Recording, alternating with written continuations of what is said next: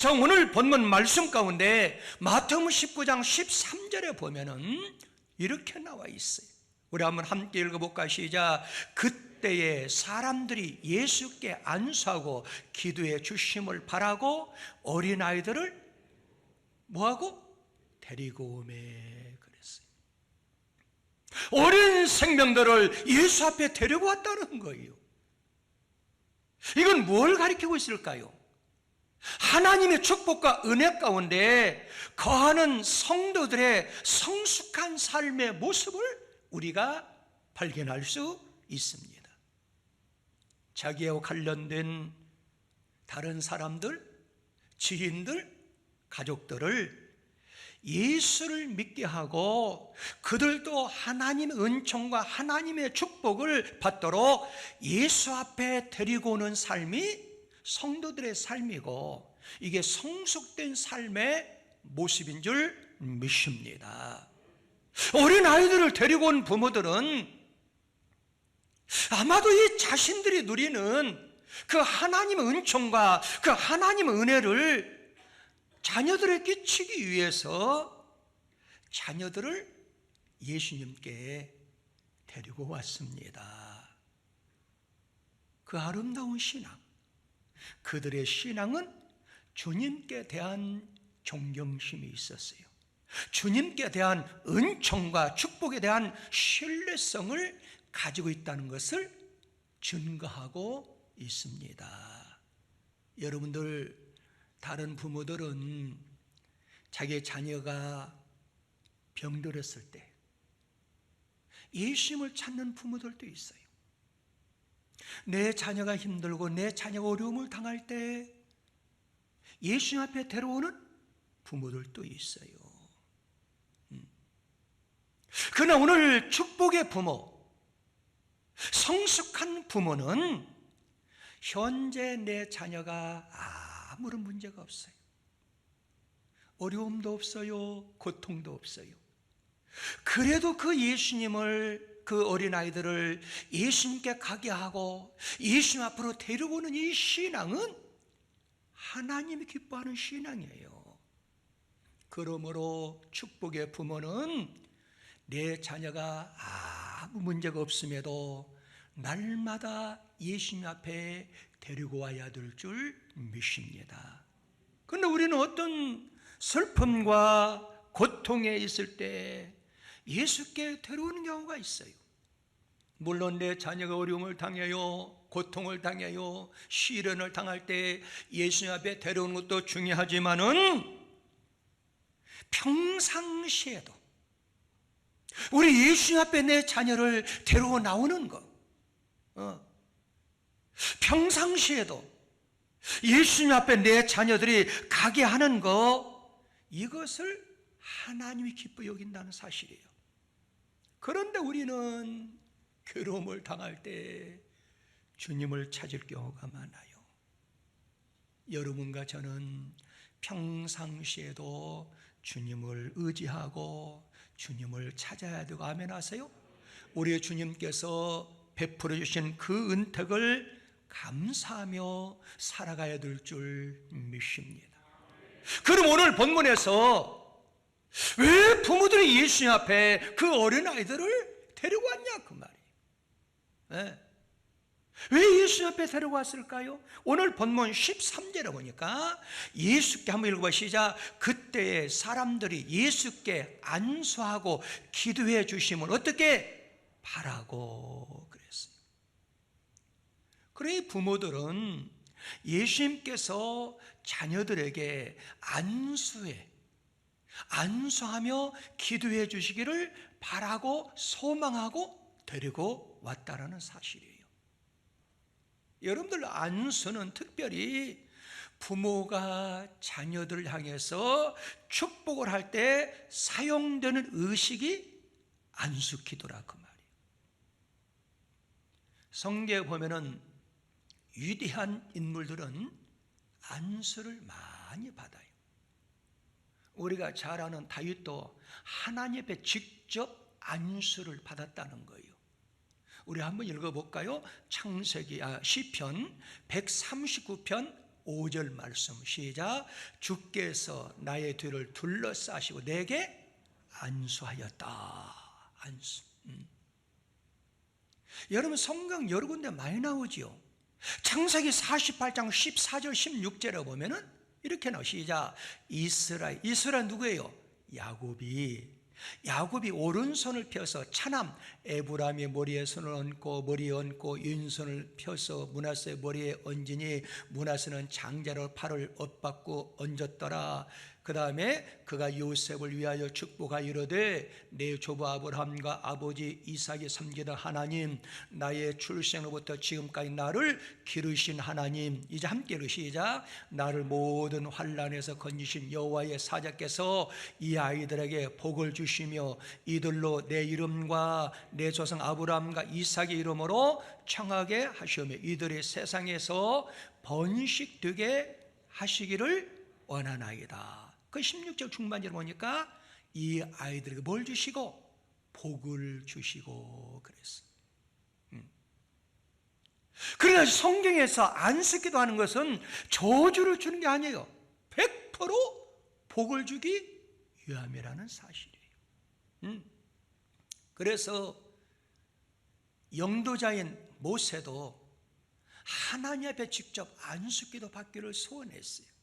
그래서 출애굽기 33장 22절에 보면은 내 영광이 지나갈 때에 내가 너를 반석 틈에 두고 내가 지나도록 내 손으로 너를 덮었다는 말은 무슨 말이요? 안수했다 그 말이에요. 안수. 그래서 이 안수는 하나님의 능력과 권위가 수반된 사랑과 친근감을 나타내주며 또한 안수는 따라만 합시다. 축복의 증거가 됩니다. 안수는 축복의 증거가 되는 거예요. 그래서 이 부모들은 예수님 앞에 축복을 받기 위해서 그 예수님의 축복을 높이 평가하고 안수를 소망하고 안수를 간절히 바라면서 자녀들을 예수님 앞에 데리고 왔어요. 그런데 말입니다, 우리의 삶의 현장은 항시 그래요. 축복의 문 앞에는 항시 장애물이 있어요. 이 장애물에서 물러나면 안 돼요. 예수님을 가장 사랑하고 배와 그물을 버려두고 모든 걸 포기하고 예수를 따르는 그 제자들이 장애물이 될 줄은 상상을 못했어요. 그런데 그 어머니들은 예수님 앞에 내 자녀를 데려오는 것은 그 예수님의 축복을 내가 신뢰하고 그 예수님의 축복을 받기 위해서 자녀들을 데리고 왔는데 그들은 기뻐하지 않았어요. 오히려 뭐 했어요? 꾸짖었어요. 항시 여러분과 제가 하나님의 축복을 받으려고 하면 하나님을 잘 믿는다고 하는 그 사람들을 통해서 장애물이 놓일 때가 많아요. 그걸 잘 장애물을 극복하는 사람들이 하나님의 축복을 차지할 수 있는 거예요. 믿으시면 아멘? 네. 오늘 본문 한번 읽어볼까요? 13절에 보면은 그때 사람들이 예수께 안수하고 기도를 주심을 바라고 어린아이를 데리고 오매 제자들이 뭐하거늘 꾸짖었다 그랬어요. 근데 더 놀라운 것은 예수님을 가장 가까이 모셨고 섬겼던 그 제자들이 그렇게 꾸짖고 야단을 쳤어도 축복의 장애물 앞에 한 사람도 그 자리를 떠났다는 말씀이 없어요. 오늘 본문에 보니까 그들이 함께 다 안수를 받았더라 그렇게 나와 있어요. 우리의 사랑하는 성도 여러분들도 예수를 바로 믿었다고 복이 오는 줄 아세요? 그건 아니에요. 우리 기독교는 미래지향적인 종교. 내가 예수를 영접하고 시간이 흐를수록 나의 삶의 방향을 바꿔주시는 우리 하나님이라는 사실이에요. 그래서 항시 축복의 관문에는 내가 복을 받으려고 하면은 항시 장애물이 있어요. 그 장애물을 잘 극복해야 돼요. 누구처럼? 오늘 본문에 어린아이를 예수 앞에 데리고 왔는데 가장 가까이 섬겼던, 예수님이 가장 신뢰했던 그 제자들이 책망을 해요. 꾸짖어요. 그런데 그들은요, 떠난 사람이 없어요. 오늘 본문에 보면은 그들은 하나같이 다 예수님의 축복을 받게 되었어요. 그럼 오늘 본문에서 왜 그렇게 예수님을 가까이 지냈던 그 제자들이 그 축복을 받으려고 했던 그 부모들을 책망하게 되었느냐? 가장 큰 이유가 있어요. 그 이유는 어린 아이에 대한 어른들의 무관심이라는 사실이에요. 어른들은 지금까지 해왔던 방식대로 어린아이들을 귀찮게 생각했어요. 어린아이를 너무 무시하게 생각했어요. 그런데 우리 예수님은 그게 아니잖아요. 그래서 우리나라에도요, 지금도 뭐 사랑에 매락해가지고 어린아이들을 얼마나 구타가 심합니까? 그래서 요즘에 유행되는 말이 꽃으로도 자녀를 때리지 말라고 하잖아요. 그럼 2000년 전에 지금까지 해왔던 것처럼 그 어린아이들 얼마나 무시했고 얼마나 귀찮게 했으면은 그렇게 꾸짖냐 그 말이에요. 그런데 그 현실을 보신 우리 예수님은 이러한 제자들의 마음을 읽고 난 다음에 오늘 본문에 보니까 예수님이 그들을 책망했다라는 거예요. 우리 예수님은 약한 자, 소외된 자, 병들고 불쌍한 자들을 더욱 귀히 여기시고 더욱 사랑하시는 주님인 줄 믿으시기 바랍니다. 얼마나 우리 예수님이 어린아이를 사랑했으면 하늘나라 그 천국을 비유로 하는데 어린아이를 들어서 비유법을 사용하고 있어요. 그 말씀 마태복음 18장 3절에 보면은 시작, 이르시되 진실로 너희에게 이르노니 너희가 돌이켜 어린아이들과 같이 되지 아니하면 결단코 천국에 들어가지 못하리라. 이렇게 예수님 어린아이를 사랑했어요. 얼마나 어린 생명들을 사랑했으면은 우리의 고향, 목적지 천국을 비유로 해서 어린아이를 설명했겠어요? 어린아이를 비유로 해서 천국을 소개했겠냐 그 말이에요. 그러면은 우리 주님이 이렇게 사랑하는 어린아이들을 우리는 어떻게 키워야 될 것인가? 따라 한번 합시다. 무조건 끊임없이 안아줘라. 우리 주님이 어린 생명들을 안아주는 것처럼. 그 다음에는 따라 한번 합시다. 놓아줘라. 놓아주라는 거예요. 내 자녀를 내 품 안에만 품으려고 하지 말고 좀 놓아주라는 거예요. 놓아주는 것이 필수적이라는 거예요. 다시 말씀대로 좀 더 자유롭고 그 아이의 자기 주도성을 좀 키워주라는 거예요. 우리는 너무 내 자녀에 대해서 끼고만 살아가요. 자기 주도성이 상실되어 버려요. 그래서 어떤 초등학생이 일기를 썼는데 이 아이가 얼마나 똑똑하냐면은 그 일기장에다 그런 일기를 썼다 그래요. 저는 제 삶을 제가 사는 것이 아닙니다. 엄마가 제 삶을 대신 살고 있습니다. 그래. 과연 여러분들의 자녀는 어떻습니까?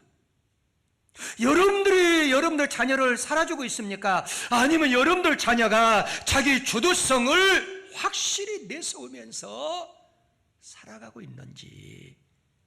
그래서 절묘한 균형. 무조건 안아주고 절묘하게 자녀를 놓아주라는 거예요. 할렐루야. 어떤 분이 이런 글을 썼어요. 나는 우리 어머니 같은 사람이 되고 싶다. 나도 이 다음에 크면은 우리 어머니처럼 내 자녀들을 그렇게 키우겠다. 자, 어떤 분이 직장 생활을 하기 시작했어요. 그런데 직장 생활을 하다 보니까 너무 힘들어. 그리고 육체 병이 찾아왔어. 그래서 어쩔 수 없이 직장을 사임하게 됐는데 이게 웬일입니까? 몸이 안 좋고 허약해서 몸이 아파서 직장을 사임했는데 사귀던 사람도 떠나버렸어요. 얼마나 서글픕니까? 그래서 이별 통지를 받고 깨달았어요. 아, 나는 인생 밑바닥의 삶을 살아가고 있구나. 내 인생이 바닥 인생인데 내가 어떻게 살아가야 될 것인가? 삶의 갈등을 느끼기 시작하게 되었어요. 그래서 내가 이것을 누군가 찾아가서 좀 위로받고 좀 힘을 얻고 새롭게 출발해야 되겠다 생각을 하고 그 대상자를 찾아보니까 그래도 어머니. 그래서 어머니를 찾아가서 푸념을 했어요. 엄마, 나 너무 살기 힘들다. 그때 이 엄마는 뭐라고 했을 것 같아요, 여러분들? 만약 여러분들 자녀가 여러분들 찾아와서 엄마 나 너무너무 힘들어. 너무너무 살기 힘들어. 그럴 때 여러분들은 뭐라고 내 자녀한테 권면해 주겠냐 그 말이에요. 근데 이 엄마가 이렇게 대답을 했다 그래요. 얘야, 삶이라는 것은 원래 힘든 거야. 사는 것이 즐거우면은 어린 애들이 엄마 뱃속에서 나올 때 왜 울고 나왔겠어? 하하하 웃고 나왔겠지. 사는 것이 힘듦의 연속이야. 그래서 웃고 살 수 있도록 만들어 가는 것이 우리 사람의 숙명이란다. 할렐루야. 얼마나 명언입니까? 이 말은 자기 주도성을 키워주어서 잘 극복하는 것이 인생의 맛인 것을 소개해 주는 거예요. 한 가지 더 할까요? 그 어머니는 그가 군대에 갈 즈음에 글을 썼어요. 우리 엄마는 다른 부모와 달라도 너무 다르다 그랬어요. 군 입대하는 날 엄마는 나에게 한마디 말도 한마디를 표현해서 다른 부모와 달라도 너무 다르다. 우리 엄마는 기차역으로 나와서 나를 배웅해 주지도 아니하고 내 친구 엄마들은 눈물을 흘리면서 동행하는데 우리 엄마는 나오지도 아니하고 눈물도 한 방울 흘리지 아니했다. 담담하게 제가 저를 큰절을 할 때 나의 저를 받으시고 논산훈련소까지 갈 여비를 주시고 우리 엄마는 이렇게 말을 했다. 얘야, 이제 내 인생은 오로지 다 내 것이다. 그러므로 몸 건강히 잘 다녀와라. 이 한마디뿐이었다. 여러분들 엄마 마음이 어때요? 여러분과 제가 듣기로는 그 엄마는 너무너무 매정한 사람으로 생각할 수 있어요. 아니에요. 엄마 그 마음속에는 그 무엇인가 포함이 되어 있어요. 그것이 뭘까요? 진정한 사랑이 포함되어 있다라는 사실입니다. 아들이 스스로 가게 하는 자기 주도성을 키우는 훈련이었고 교육이었어요. 이 자녀를 사랑하기 때문에 자기 주도성을 키워주는 엄마라는 사실이에요. 그 청년이 나도 엄마처럼 나에게 자기 주도성을 키워준 것처럼 나도 내 아들을 그렇게 키워가겠습니다. 엄마 사랑하고 감사합니다. 그런 글을 남겼어요. 얼마나 아름다워요. 그 청년은 훌륭한 어머니를 만난 거예요. 우리 사랑하는 성도 여러분들, 긍정 에너지를 이웃과 지인들에게 나눠주면 더욱 행복해지리라고 믿습니다. 끊임없이 무조건 예수님의 그 마음과 사랑으로 여러분과 저는 하나님이 선물로 주신 그 자녀들을 안아줘야 되고, 동시에 자기 주도성을 좀 키워나갈수록 따라만 합시다. 놓아줘야 됩니다. 놓아줘야 돼요. 그러면 행복한 인생을 영원히 잘 살 수가 있습니다. 여러분의 성경 역사를 가만히 보세요. 모세란 인물이요, 우리 하나님께서 안아준 것, 어디에서? 그는 어렸을 때 바로의 궁전에 가서 40년 동안 사랑을 받았어요. 그렇죠? 모세처럼 사랑받은 인물이 어디가 있어요? 그런데 하나님은 그냥 쓰시지 않았어요. 그 궁전에서 쫓겨나게 이제 놓아주었어요. 왜? 모세의 자주성을 키워야 되기 때문에. 그래서 광야로 쫓겨나서 40년 동안 양을 치면서 혹독한 훈련, 바로 야성을 키우는 그런 인물이 되었어요. 다시 말씀드려, 자기 자주성을 키워간 인물이었어요. 그러므로 그는 430년 만에 이스라엘 백성 그 대군 60만을 이끌고 나오는데 얼마나 힘들었어요. 그런데 그는 흔들림이 없었어요. 멈추지 아니했어요. 60만 대군을 홍해바다를 건너서 광야길을 걷게 만드는 위대한 영도자였고 지도자였어요. 우리 사랑하는 성도 여러분들, 여러분들 자녀들이 모세처럼 무조건 안아주세요. 사랑을 좀 많이 주세요.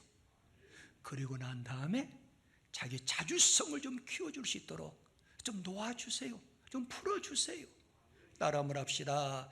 어린 자녀는 부모의 소유물이 아니고 생명의 근원 되시는 하나님의 소유물입니다. 하나님의 자녀예요. 내 자녀로 착각하지 마세요. 여러분과 저는 하나님의 소명, 하나님의 사명을 가지고 하나님의 자녀를 키우는 거예요. 할렐루야. 여러분 시편 22편 10절에 보면은 내가 함께 읽으시자. 내가 날 때부터 주께 맡긴 바 되었고 모태에서 나올 때부터 주는 나의 하나님이 되셨나이다. 그랬어요. 날 때부터 주는 나의 하나님이라는 거예요. 내 자녀요, 하나님의 자녀요.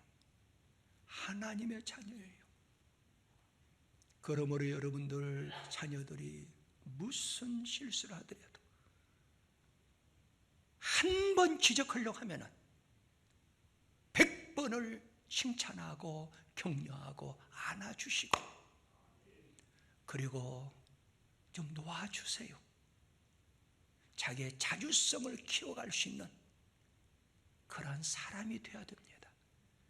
그러한 오늘 어린이날이 되시길 예수 이름으로 축복합니다.